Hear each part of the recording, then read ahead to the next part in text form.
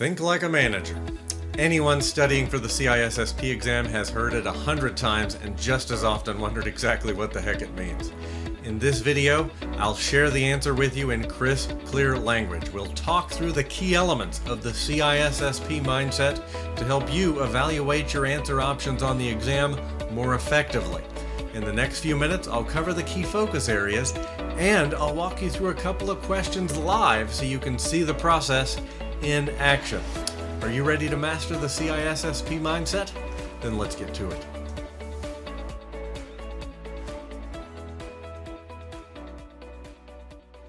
This is the video I've wanted to make for you for the longest time. Mastering the CISSP mindset, answering that million-dollar question, how do I think like a manager when I'm taking the exam?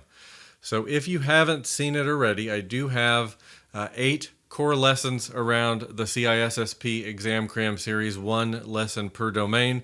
This video falls into the shorter supplemental lessons that I'd planned to put together. There are several out there already, amongst them my Hack Your Exam Prep and my memorization tips videos that will help you get up to speed more quickly and feeling ready for exam day. And by request, as always, I'll have a PDF copy of this presentation available for download in the video description. Do make sure you hit the bell when you subscribe so you get a heads up every time I drop a free CISSP or other security certification video.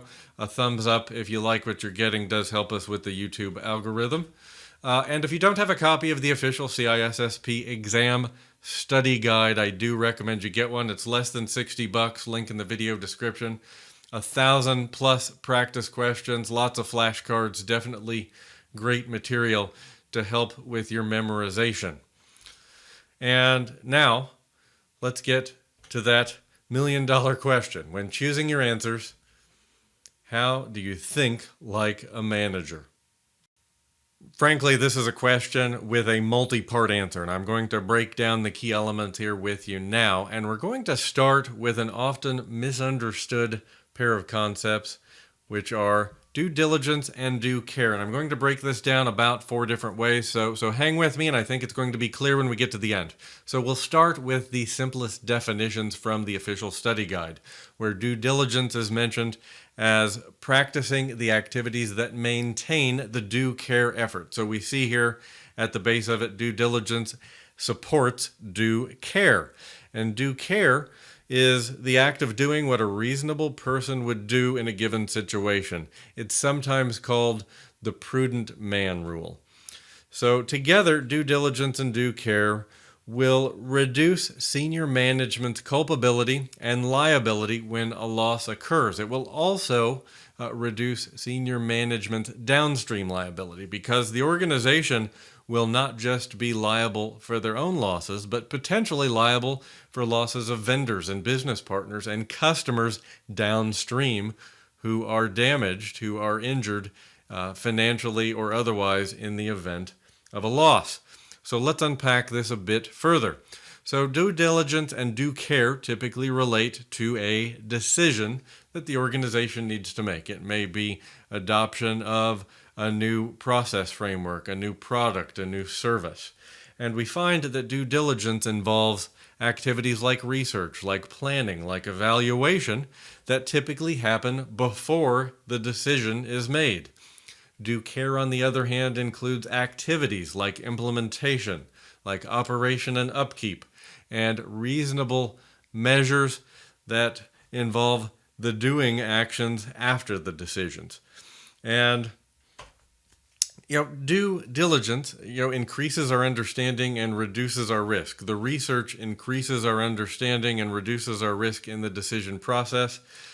Due care is implementation of this prudent man rule, making sure that we are taking reasonable measures with our security.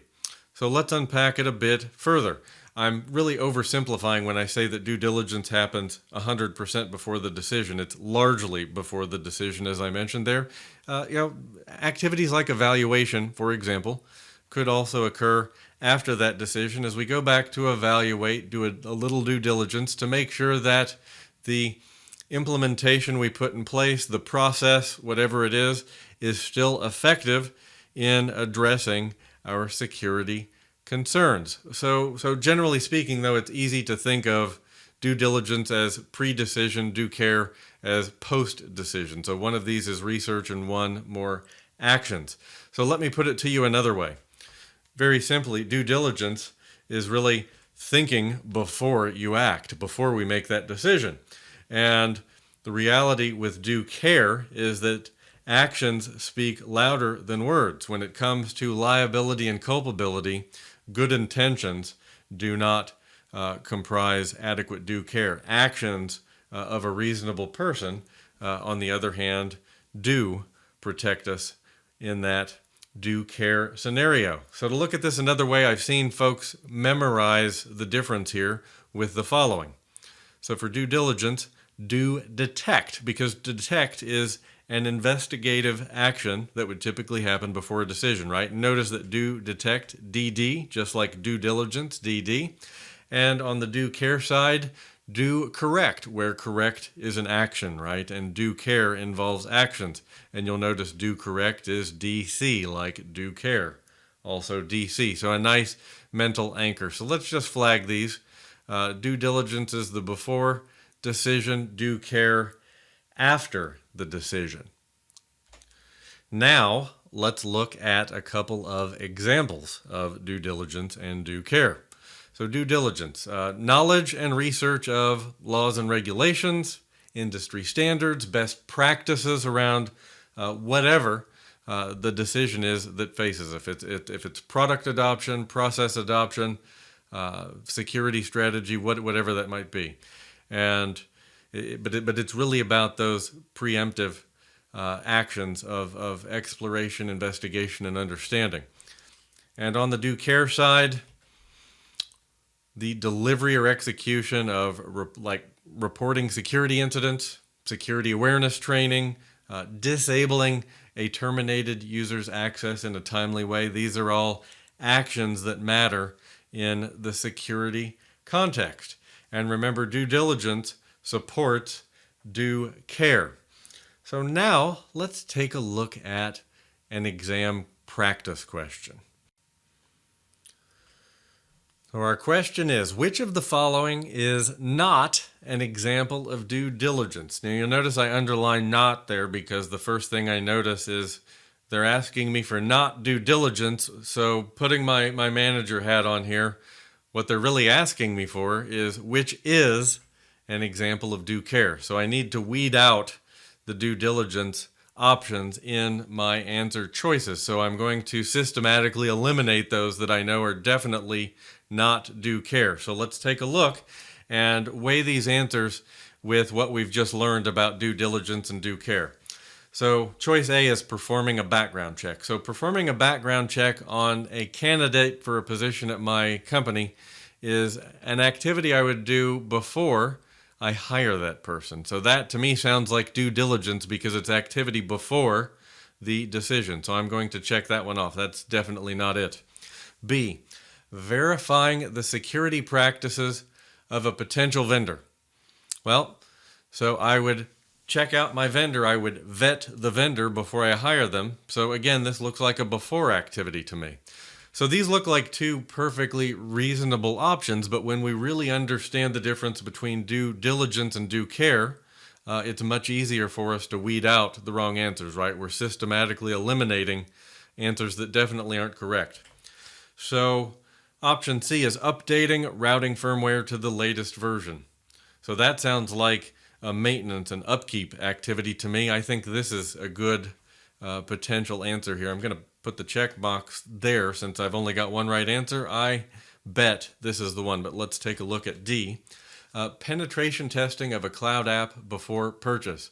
Well, this one's easy because the word before is in the answer choice, right? So we know we're definitely talking about due diligence here. So there we've made quick work of our first concept. And just to close this off, you'll hear due care come up in a number of areas within the CISSP material. So auditing and due care, for example, security audits and effectiveness reviews are key elements of displaying due care. You'll hear about an audit trail being an aspect of due care. really acting with common sense, prudent management, and responsible action is how due care is also described. And you'll find quite a few questions on due diligence and due care in the official study guide. So let's move on to our next concept around thinking like a manager, and that is to know and understand your priorities, the priorities of your role as a security leader. So if we think about planning horizons in the world of security, like any planning activity, we have short-term planning, which is our operational planning. We have tactical or mid-range planning, typically a 1-year planning horizon, and then that strategic or long-term planning that's typically more like a 3 to 5 year horizon. And as a security leader, if we think about a chief information security officer, we're very much up there in the strategic realm, of course, advising and assisting our directors in some of that mid-range planning, really driving direction. So risks are going to be escalated through the organization and objectives and strategy flowing top down. So as a security leader, you're thinking about key issues like human safety, number one, business continuity, protecting the company's profits, protecting the bottom line, reducing the organization's liability and risk. The directors and managers in the organization are dealing with more implementation of policy and driving planning at a lower level and working with and managing the operations staff, our engineers, for example, who implement and operate based on the objectives that are coming down. So notice that your priorities aren't doing, right? Your priorities are much bigger picture. So that's thinking like a manager. When you're looking at the answers here, we're thinking about those security leader objectives. There's another good way to think about that set of priorities there. So you're up here, right? Another way to think about this is imagine when you come in, your job is not to touch, your job is to advise.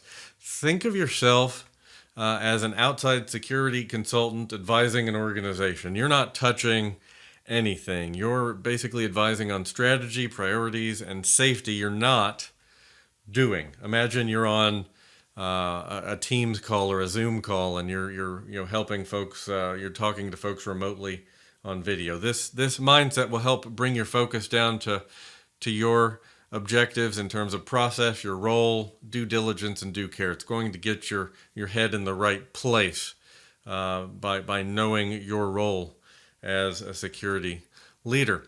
So you're also in thinking like a manager going to keenly need to be aware of cost versus value.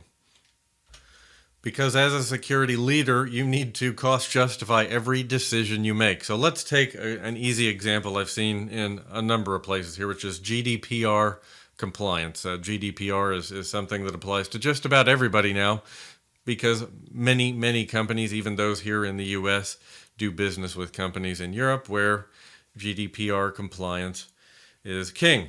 So let's say that it cost $10,000 to implement GDPR compliance in our organization. We have to bring in a high-dollar consultant to help design the strategy and get us pointed in the right direction to implement the GDPR compliance practices, the due care that will be so important in meeting our GDPR requirements. And notice I mentioned due care there, because if we don't do our due diligence and implement reasonable measures to protect customers, for example, whose data would fall into the GDPR compliance bucket, we could face liability and loss. So, for example, we might endure $100,000 in potential revenue loss from non-compliance. If we were to do one of our customers wrong, especially if we're dealing with high-value contracts, let's say our potential loss is $100,000 by our own research. And a fine could be huge. Let's say in this example, our fine is $1 million. That's our fine for non-compliance. So the cost of GDPR compliance to our business is $10,000. That's the cost of that high-dollar consultant to come in and provide the guidance and the strategy we need. And it's always an option, by the way, if hiring an expert comes up as an answer on the exam. As a security leader, you do want to be willing, when circumstances dictate, to hire an expert. That's actually a real option. Now, on the other hand, that 100K potential revenue loss and that 1 million fine, those represent the value of GDPR compliance. So I can cost justify that $10,000 consultant very easily, because the value of the work that consultant is doing is preventing my organization from incurring a potential revenue loss of $100,000 by our own research, potentially a fine of $1 million for non-compliance.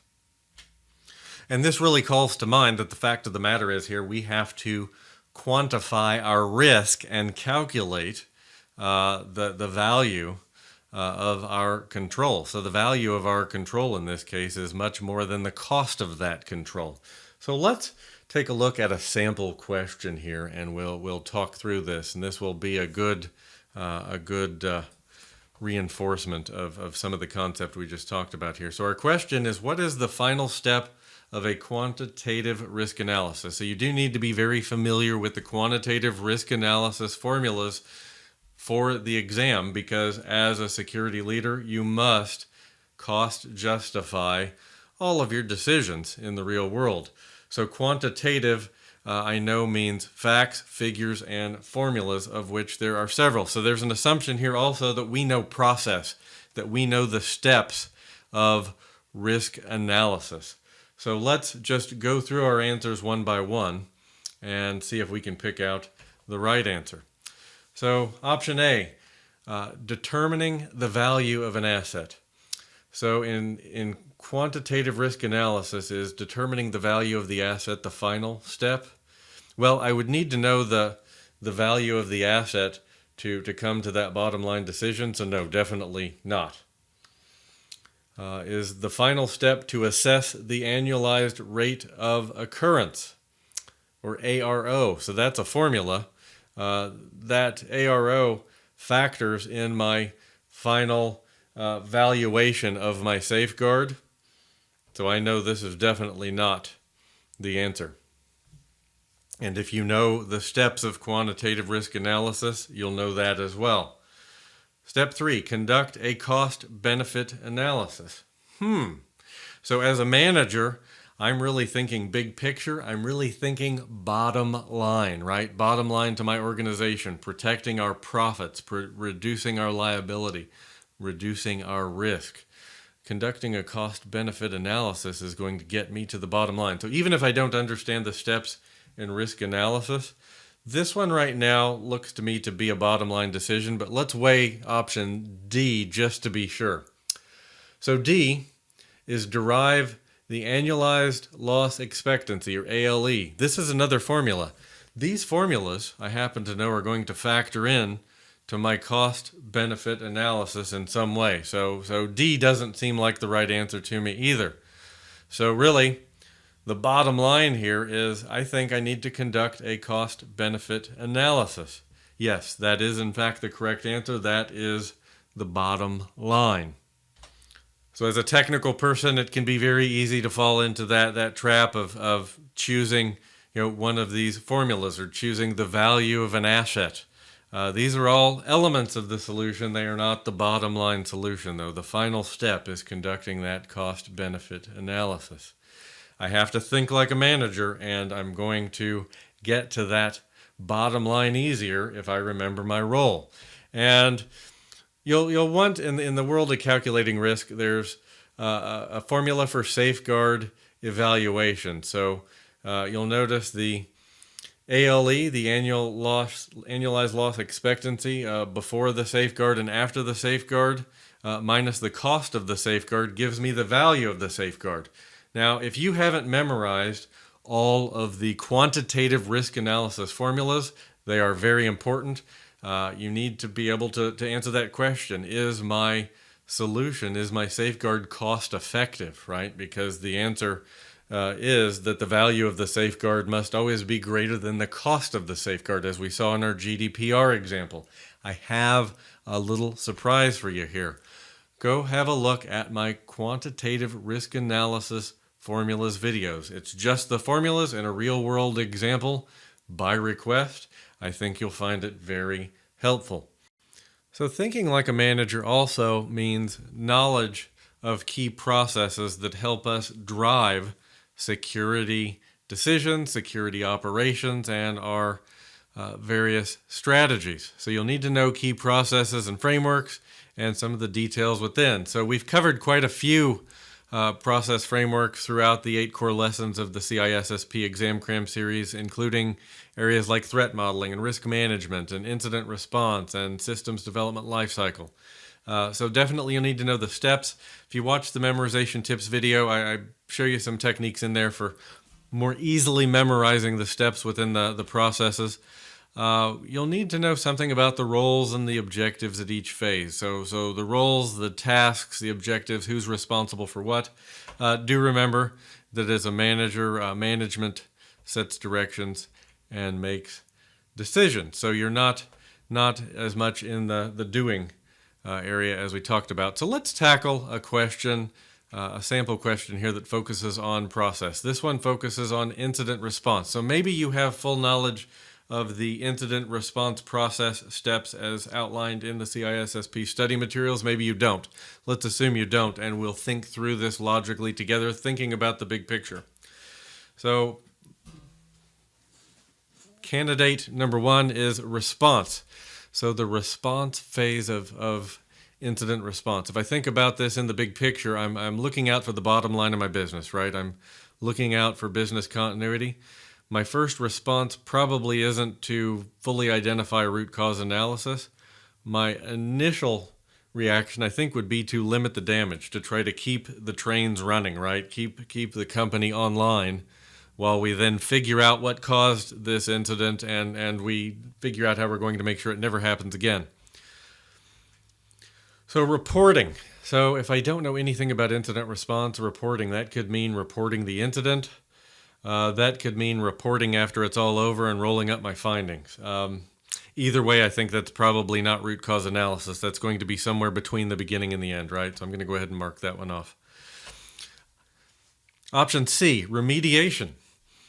So remediation, that's remediating is fixing. Yeah, that legit could be the answer. So if I don't know of the official steps in incident response, I'm going to keep this one as a possibility. But before I call this the winner, let me look at option D. So option D is lessons learned.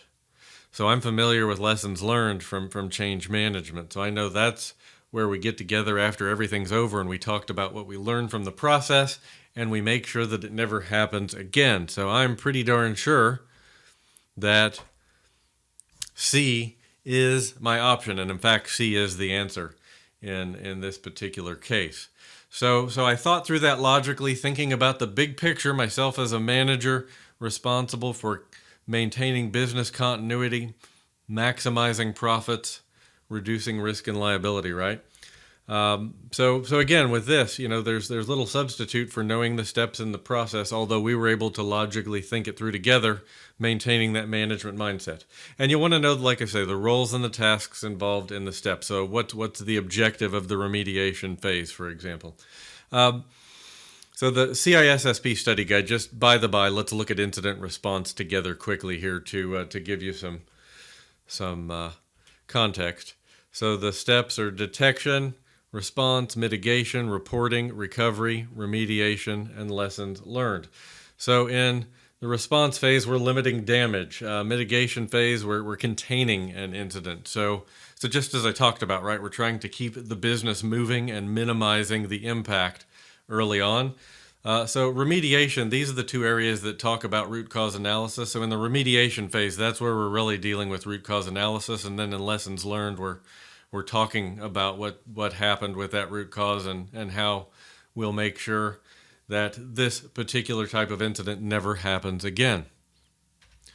This is just one example, many different processes and frameworks, as I mentioned in CISSP, but hopefully that gives you some color around how you can think through a process-focused question, even if you're not familiar.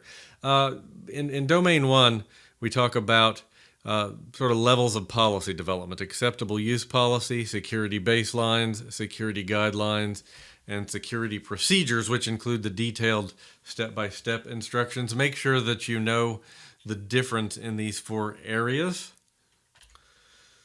And this is an area where you really can't think your way through it very easily. You really need to know the difference between these 4. And in the world of cloud computing, the shared responsibility model is really important. So you need to know what it is you are responsible for in a cloud scenario. So CSP means cloud service provider. So that would be like Microsoft or Amazon. So if your technology stack is on premises, it's 100% yours. So if we're thinking about, say, a Hyper-V or a VMware virtualization cluster, that's all yours down to the wire. If we think about hosted virtual machines in Azure, AWS, or Google Cloud Platform, you'll see there the cloud service provider takes responsibility for some of the core components. They're really managing the fabric for us, right? The networking, the storage, the servers, the virtualization, the hypervisor. If we move into platform as a service and software as a service, we can see increasingly the cloud service provider is taking on more and more responsibility. Do be familiar with this, and especially if you take the exam after May 1st, moving into 2021, I think cloud computing is expected to be even more present on the exam, given the current climate and the reach of cloud computing today. Okay, this next area is really important, and it's the most technical area on the exam, and I want to give you some guidance here. So when you're studying cryptography is the most technical topic on the exam. I want to give you the keys that a manager will have in their head when they're approaching any questions related to cryptography. So you do need to know the algorithms, and I would know some basic technical details like the type, meaning is it a hashing function, a symmetric algorithm, an asymmetric or public key algorithm? I'd know the key lengths as well, knowing that when we're thinking about, for example, symmetric encryption, key length of 128 minimum is going to be acceptable length. But I would also know some other key elements that are going to help me in those big picture decisions. How they work at a high level, and I mean understanding them at a very high level. I'll give you an example here in just a moment. Which algorithms are still in use? You're going to have questions around cryptography where you will see potential answers that are algorithms that are not in common use. They've been retired or replaced by a stronger counterpart. Common use cases for each. So know when symmetric encryption is used, when asymmetric encryption is used, and where does hashing come into play. You need to know the common use cases for each and when that use case applies. This is all info that can help with those management level decisions if we know how they apply. So let's take a look at an example. When I say know how something works, let's talk about asymmetric or public key cryptography. So this is where we have a private public key pair. Each user, in fact, has a private public key pair. So in this case, Franco sends a message to Maria requesting her public key. Maria sends her public key to Franco. The public key is just that, it's public. It can be freely shared with no ill effects. Franco uses Maria's public key to encrypt the message and he sends it to her. And Maria uses her private key to decrypt the message. Seems very basic, except if you get to the exam center and you don't know how private public key, how public key cryptography works, right? So that's a basic example, but it gives you the bare necessities. Let's look at a sample question related to cryptography, and we'll see how those areas of knowledge that I mentioned factor, and then I'm going to give you a great resource to help you close any gaps you have in the cryptography area very quickly. So our question: which encryption algorithm would provide strong protection for a drive on a Windows PC? Option 1, DES, Data Encryption Standard. I immediately know this is not the answer because DES is not used. It's outdated. So there again, remember I said no which are still in common use, right? There's a great example. So not my answer. Option B, TLS, Transport Layer Security. Well, I know that TLS is what replaced SSL, which is used in secure HTTP. So that's really for data in motion. That's secure web conversations primarily. There are other use cases, but we primarily think about that when we visit a secure website, when we buy something on a website. So that's really data in motion. That has nothing to do with a drive on a Windows PC. Option 3, SHA-1. Well, geez, I know this isn't the answer because this isn't even an encryption algorithm. It's a cryptographic hash. So a hash hashing is a one-way operation. It's not reversible. So I know this definitely isn't the answer because it's not encryption. And really what I'm looking for is something that provides strong protection for a drive. And since it's a hard drive, I know that means we need to do bulk encryption. Bulk encryption happens with a symmetric encryption algorithm. AES is, in fact, a symmetric algorithm. So I know even if I don't know which algorithm Microsoft uses to encrypt data on Windows drives, I know in this list that AES is the only symmetric algorithm here. It's the only one suitable for bulk encryption. That is absolutely positively my answer. Now you notice I didn't have any questions around keys. We didn't get into how does the algorithm do the math to encrypt. This was really more about knowing the types of algorithms and when they are used. And that's going to be very important. You saw here that reasonably high level knowledge gave me a lot of context so I could get down to the right answer. That's big picture thinking. And to help you on your journey to mastering the CISSP relevant areas of cryptography, I have a video that I published just a bit ago that is a drill down on cryptography. The last 3 or 4 minutes of that video, once you get past the algorithms, the types, the key lengths, and some of those technical bits, really focuses on some of that other important knowledge I talked about, understanding common use cases where each fits, and really how the different types work together. So if you haven't mastered the cryptography space yet in the context of the exam, watch that video. And now, I want to finish up with the most important question. So when we're looking at questions, we know as a manager we need to justify our answer, right? The answer is never because I said so. When we looked at a risk scenario, when we looked at compliance, we talked about how we can cost justify, sorting out the difference between cost and value, right? So questions we can ask ourselves. Who is responsible? What? When? How? The most important question in my book is why. And I like why because asking why you made a decision leads you to revisit all the other questions that came before this. At the end of the day, asking why helps you validate that you're thinking about human safety, that you're thinking about business continuity, that you're thinking about cost and value, that you're focused on those management level decisions. Ultimately, when you get to that answer, asking yourself why that was the answer you selected is how you ensure that you are thinking like a manager. And that's it for our drill down on the CISSP Mindset, Thinking Like a Manager. I hope you're enjoying these sessions. Do leave me a comment. Give us a thumbs up if you like what you're getting. Reach out anytime with questions as you continue on your journey to exam day. And until next time, take care and stay safe.